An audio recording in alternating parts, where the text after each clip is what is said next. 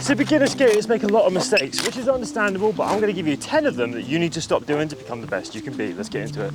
All right, number one, you likely already know, so I'm gonna get them ones out of the way first. Sticks and stones.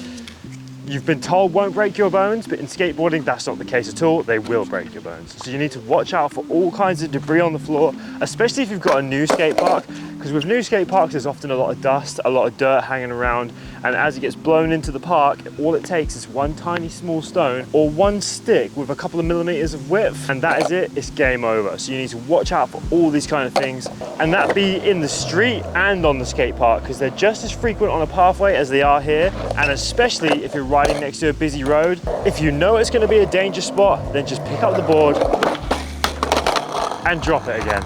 But anyway, you get the gist. Number one, sticks and stones, avoid them at all costs. And if you're skating in an area that has them, bring a broom, sweep it up. It's going to be so much more beneficial if you do that first, trust me. All right, the next one is busy skate parks. Get yourself down here super early. It's now like, I think just before 8 a.m. in the morning, the skate park's completely empty. There was a few kids with their parents here, which do sometimes happen super early in the morning, but they often keep to themselves or they just leave the park after 10 minutes. Like TikTok brain keeps them moving fast. So come down here early, get your session in, and you should hopefully get the skate park all to yourself. The reason why I say you should avoid busy skate parks is because when you're first starting out, having people going down this ramp, that ramp, that ramp, and that ramp while you're in the middle of the park trying to train, it can be a bit intimidating. Or you don't want to accidentally get hurt, or worse, get someone else hurt, because the skate park can be a dangerous place, but by watching this channel, you're making it the safest it can be. Right, if you'd like to follow me over to the rail for beginner avoidance tip number 3. And this actually applies to ledges as well. Don't over wax, especially something like this, right? If you want to try and get behind on this and you do want to wax it a bit, start with the tiniest little bit, try it, and then slowly add more as you go by. You can always add a little bit more on, but it's very difficult to take wax off the rail. And if you do wax up a rail, make sure that you let the other skaters know that you're doing it. Is when I'm cruising around and I'm just like, all right, I'm gonna broadside this rail. I hit it, someone's waxed it and I didn't know, and all of a sudden I'm hitting warp speed about to go to infinity and beyond, baby. But anyway, avoid over waxing the rails. Same thing applies to the ledges, because they're not quite as dangerous, but it can still mess you up if you don't know about it. So if you are gonna wax it, tell someone and don't over wax it. It'll make it not only more dangerous for you, but everybody else at the park. Let's move on to tip number 4.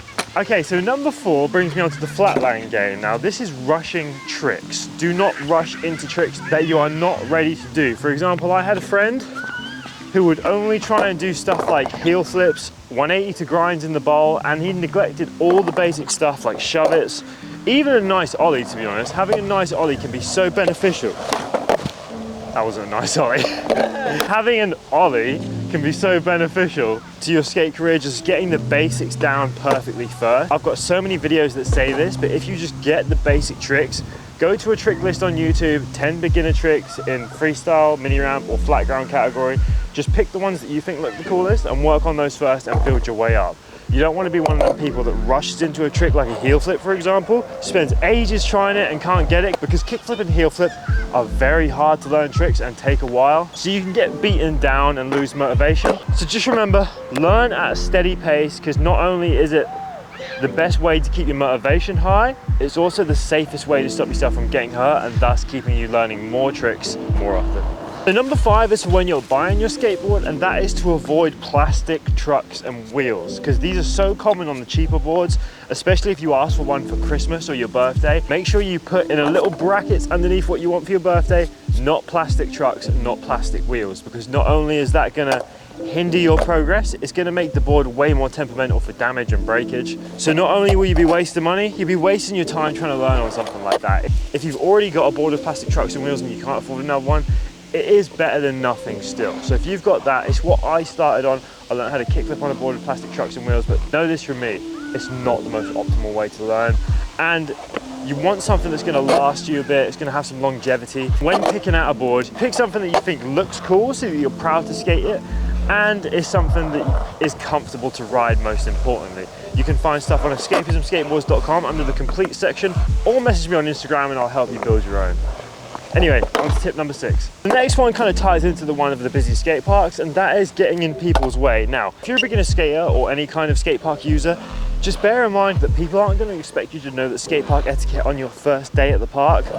But as long as you're looking where you're going, not standing at the bottom of ramps, not standing like this at the top of ramps while people are in them, as long as you're not doing stuff like that and getting in people's way on purpose and just being a general nuisance, then people are going to usually give you the benefit of the doubt and let you off. But to give yourself the best chance of not getting in people's way, avoid things like standing at the top of the ramp with your board or scooter hanging over the coping. Avoid standing at the top of ramps, because even if you think someone's not coming to go down it, someone might be coming from the other side of the skate park to try and do a trick out of it. There's so many different ways you can use every obstacle, so just make sure you keep that in mind when you're standing somewhere on the skate park. And another good tip, I know it's been some nice weather recently, but you don't need to catch rays on the ledge. There's a lovely patch of grass there.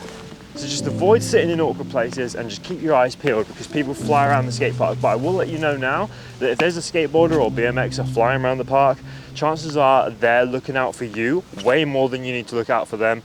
You're just there as the backup safety options. Just keep your eyes peeled and try and avoid bumping into any Hulk Hogans out there. All right, tip number 7 is damaging your stuff. So this is quite common for skaters, right? Obviously the skateboard's gonna get damaged just from use as it is, but doing things like kicking the board into a wall like this, shooting it up the ramp for no reason, getting pissed off at a trick, and letting it out on the board, that's not gonna help you whatsoever. And trust me when I say this, if you're trying a trick and throwing your board and screaming, every single other person at the skate park is thinking, what is this loser playing at? So just keep that in mind. If you don't want to look like a gimp, then if you don't want to look like a gimp, then don't be throwing your board around everywhere. Because not only are you damaging your own products for literally no reason other than you can't control your own emotions, you're also making yourself look like a bit of gimp. And don't get me wrong, right? It's fair play if you're getting frustrated. I get frustrated at a trick all the time. You can get annoyed with yourself. Just avoid damaging your stuff. Shit costs money. Oh, and actually playing off that one before we move on to tip number 8, there's one thing that's worse than damaging your board, and that's damaging the skate park. Because this, only you're using it. This, everybody's using it. So watch out for bits where there's either maybe a little bit of concrete coming out, or there's maybe like little cracks or whatever. Don't be sitting there picking bits out like you've got a dirty ass crack. If you spot something that's wrong with the skate park, let one of the older people know, and maybe they can get it sorted before it gets worse. Anyway, tip number 8, let's go. All right, babes, I'm gonna need you to zoom in for this one. The next one, shit graffiti. Honestly, if you've not got some sort of art degree, or actually screw that, don't worry about degrees. If you've not got some sort of good art history where you can actually draw something, and you've consulted with the people that use the skate park, don't bother doing graffiti on it, especially if it's like a nice white one like this.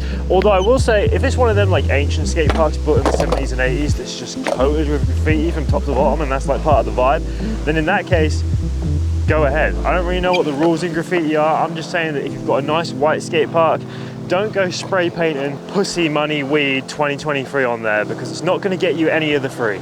But yeah, unless you've got the graffiti actually sanctioned by the council and they've paid you to do it, and that's the point actually, if you're an actual graffiti artist, councils do often look for people to come and put a bit of artwork on skate parks and murals and stuff like that. So if you are in that field, maybe reach out to the local council, because you might get yourself some paid work there, and also get yourself in less trouble than if you were to just do it randomly. You might as well get a bit of cash for it, you know. Now the final one is the Mongo push. Right now, I know a lot of people are like, ah, who cares the way you push, but I've told you reasons why you shouldn't push Mongo, but I'm going to quickly cover that in this video because I've got a whole video on the stances, so we're going to go over that real quick. Say I'm setting up for a trick, right, and I want to push Mongo. Because the way you have to have your back foot straight on the board to keep yourself balanced while you push Mongo, you then have to do a 3-step trick, right? So you put your front foot on, you then adjust your back foot to the pop position, and then you do the trick. Whereas if I was pushing with my back foot and just have my front foot on there, I can already balance where I want my foot for my trick, so I can either put it in a kick flip, put it in a heel flip, put it just normal for pushing, push off, and then I've got my back foot on the tail and I'm ready to boom, just like that. Not only that, Mongo pushing,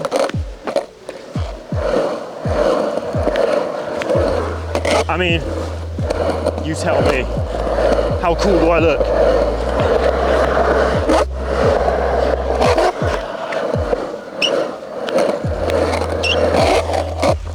You ain't getting no pussy money weed pushing like that.